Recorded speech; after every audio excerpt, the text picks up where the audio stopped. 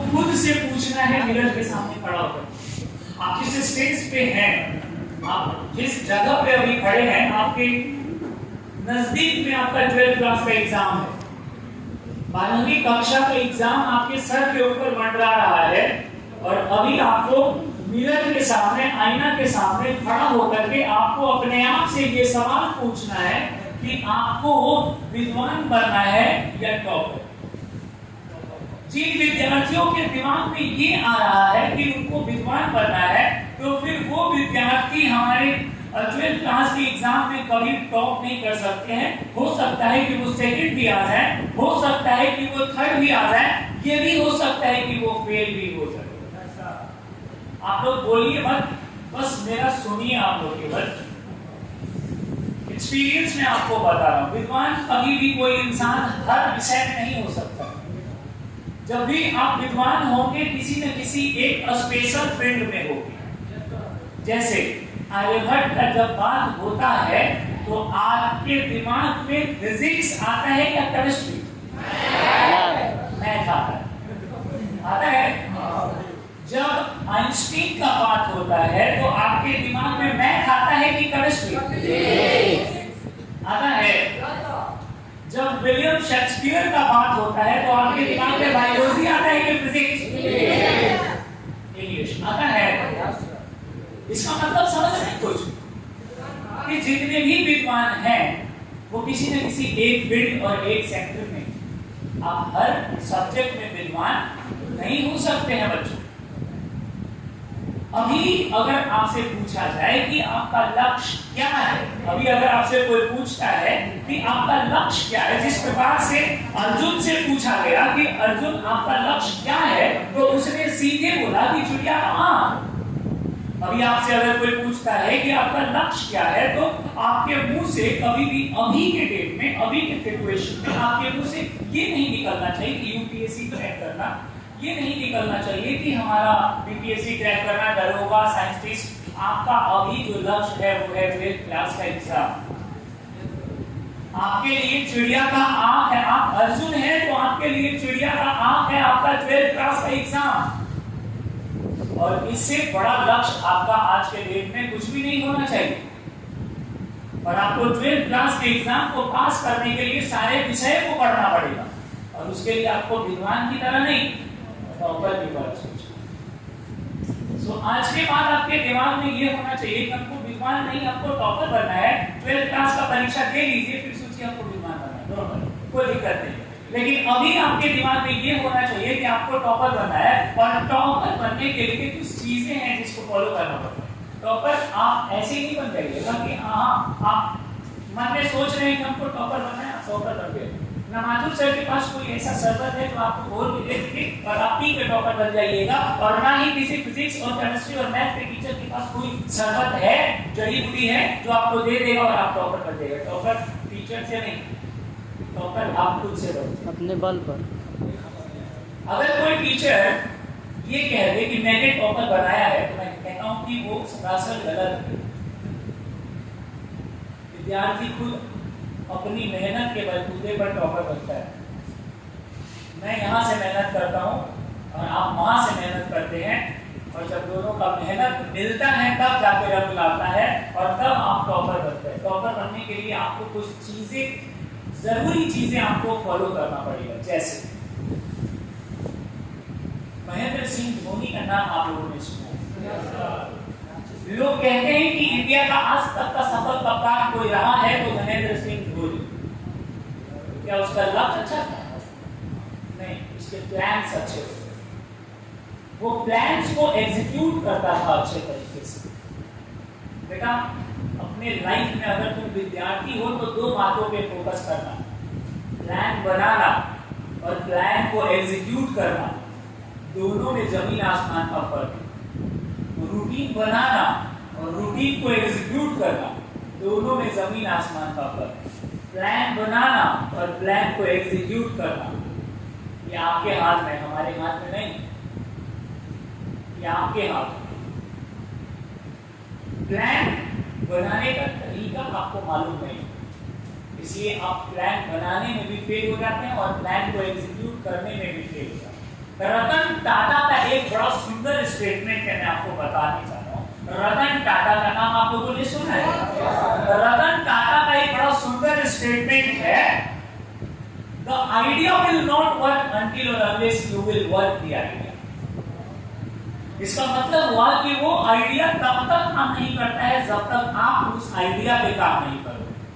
जो आइडिया आप अपने दिमाग में सोचे हो, वो आइडिया तब तक कामयाब नहीं होगा जब तक आप उस आइडिया पे काम नहीं करोगे। कोई भी प्लान तब तक सफल नहीं होगा जब तक आप उस प्लान पे काम नहीं करोगे। ये बात अपने मन में गांठ बांध लो। अभी 2 ही महीने 3 ही महीने के बाद आपका 4 ही महीने के बाद आपका एग्जाम है, और बहुतों के दिमाग में ये जा रहा होगा कि हम अगर पढ़ने बैठते हैं तो हम क्या पढ़े। वो फिजिक्स निकाल के बैठ के पढ़ रहा है, 1 घंटा पढ़ते पढ़ते उसका दिमाग ब्लास्ट कर रहा होगा कि अब हम छोड़ो केमिस्ट्री पढ़ते हैं। 1 घंटे के बाद उसका मन में आएगा कि छोड़ो इंग्लिश पढ़ लेते हैं। बहुतों के दिमाग में तो यही जब बैठेगा ना पढ़ने, जब बैठेगा हाथ धो के पूरा चौकी पे बैठ गया, टेबल पे बैठ गया पढ़ना, उसका दिमाग पूरा ब्लैंक, पढ़े क्या। भूतों के दिमाग में यही जाएगा काची पढ़ी मैं सब पढ़ ली। इस चीज की कमी आपके अंदर है क्योंकि आपने प्लान नहीं बनाया है, और बिना प्लान क्या फील्ड में उतर गए। आपके सामने 200 का स्कोर है, महेंद्र सिंह के सामने 200 का स्कोर है, वो प्लान बनाएगा ना कि हमको किस हिसाब से सारे प्लेयर्स को खिलाना है। पता चलेगा कि उसका ओपनर बैट्समैन जा करके 10 ओवर खेल दिया, अभी 16 रन बनाया, जीतेगा कभी वो मैच। तो आप स्ट्रैटेजी बनाइए, प्लान बनाइए, और जब तक स्ट्रैटेजी नहीं बनाइएगा तब तक आप सफल नहीं होगा। और उसको बनाने में मैं आपकी अभी मदद करने जा रहा हूँ। उस स्ट्रैटेजी को, उस प्लान को बनाने में मैं आपकी अभी मदद करने जा रहा हूँ। Are you ready for this? Yes, sir. विद्वान को इससे कोई मतलब नहीं होता है कि कौन से टॉपिक से कितने नंबर का क्वेश्चन आ रहा है। वो जिस टॉपिक में हाथ लगाता है उथल मचा के का वो बाहर निकल सकता है। हमारे पास 12 महीना का टाइम, 12 महीना में मान लो 2 महीना छुट्टी, 10 महीना का टाइम है। 10 महीना में हमको 40 महीने का सिलेबस कवर करना है।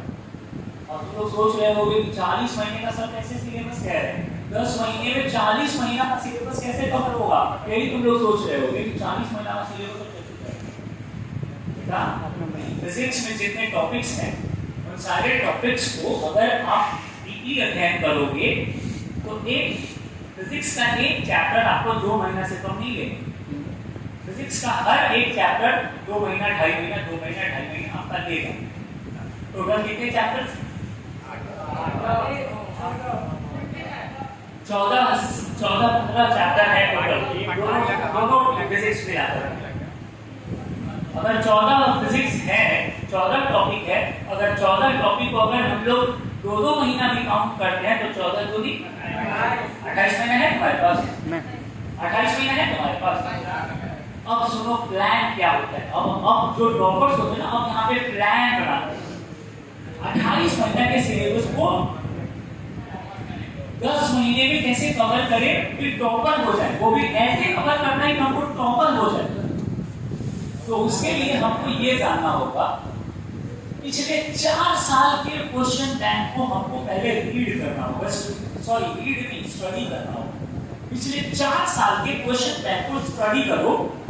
स्टडी मतलब समझ लो, रीड स्टडी मतलब है, स्टडी का मतलब डीपली उसको अध्ययन करो, और पिछले 4 से 5 साल के क्वेश्चन को डीपली देखो और सब अपनी कॉपी पे लिखो। एक पेज निकालो और उस पर लिखो कि कौन से टॉपिक से कितने नंबर का क्वेश्चन आया है। भैया नरेशन से 2 नंबर का क्वेश्चन आया है, वॉइस से 4 नंबर का क्वेश्चन आया है, और वर्ब से 14 नंबर का क्वेश्चन आया है। हमने जब अध्ययन किया तो हमको मिले, आप ये अध्ययन करोगे तो मिल जाए कि पिछले 4 साल से वर्ब में कितना क्वेश्चन पूछ रहा है, नरेशन से कितना पूछ रहा है, वॉइस से कितना पूछ रहा है, मोडाल से कितना पूछ रहा है, आर्टिकल से कितना पूछ रहा है, सिंटेक्स से कितना पूछ रहा है, मिल जाएगा। अब बताओ, अगर नरेशन से 1 नंबर का क्वेश्चन आ रहा है और वर्ब से 14 नंबर का क्वेश्चन आ रहा है, लाइन क्या कहता है? है कि अगर हर हफ्ते 1 महीना दे देंगे तो कोई दिक्कत नहीं है, और नरेशन पे अगर हम 1 महीना दे देंगे तो दिक्कत हो जाएगी। अगर नरेशन पे 1 महीना दे देंगे तो पता चल रहा है कि एक ही नंबर का क्वेश्चन आ रहा है, 1 महीना मेहनत किए कितने नंबर के? 1 नंबर के। स्टूडेंट को तो मालूम ही नहीं है ना, स्टूडेंट को तो सबसे बड़ा चीज कि उसको यही नहीं मालूम है कि कौन से टॉपिक से कितने नंबर का क्वेश्चन आता है। कितने लोगों को मालूम है कि ट्रिग्नोमेट्री से कितने नंबर का आता है, ज्योमेट्री से कितने नंबर का आता है, ग्राफ से कितने नंबर का आता है? यही विद्यार्थी को सबसे पहले जानना जरूरी है। सारे सिलेबस, सारे फिजिक्स में, केमिस्ट्री में, मैथ में, इंग्लिश में, I am not talking about only English, I am talking about all your subjects. मैं केवल इंग्लिश की बात नहीं कर रहा हूं, मैं सारे सब्जेक्ट की बात कर रहा हूं। आपको सारे सब्जेक्ट के सिलेबस पर प्लस मार्किंग स्कीम मालूम होने चाहिए। बेसिक स्टूडेंट का बेसिक है, अगर यहीं पे तुम गड़बड़ हो जाओगे जीवन में हो जाना है, तुम कभी टॉपर पास हो जाओ, पास हो जाओ। टॉपर का सपना छोड़ दो, जो टॉपर्स होते हैं ना उनके दिमाग में सारा मार्किंग स्कीम होता है, और आपको ये आज के आज आपको सबक लेना है, आज के आज आपको कसम खाना है कि आज अगर आप घर जाइएगा तो सबसे पहला काम यही करिए। सबसे फर्स्ट काम आपको यही करना है कि मैं क्वेश्चन बैंक खरीदूंगा, अगर नहीं है तो, और क्वेश्चन बैंक में पिछले 4 से 5 सालों के क्वेश्चंस को मैं संभालूंगा और चेक करूंगा कि किस टॉपिक से कितने क्वेश्चंस आ रहे हैं, और उस हिसाब से मैं मेहनत करूंगा। गाइस, परीक्षा पे चर्चा रोज हम लोग 5 से 10 मिनट करेंगे। आज पहला और बेसिक चीज बताएं, कल आपको दूसरा बहुत जबरदस्त फंडा मैं बताऊंगा। दूसरा जबरदस्त फंडा एक ही दिन में बताएंगे, दिमाग से स्टिक कर जाएगा। आज मैंने एक बताया, कल मैं आपको बेसिक नंबर 2, एग्जाम का बेसिक नंबर 2 मैं आपको कल बताऊंगा।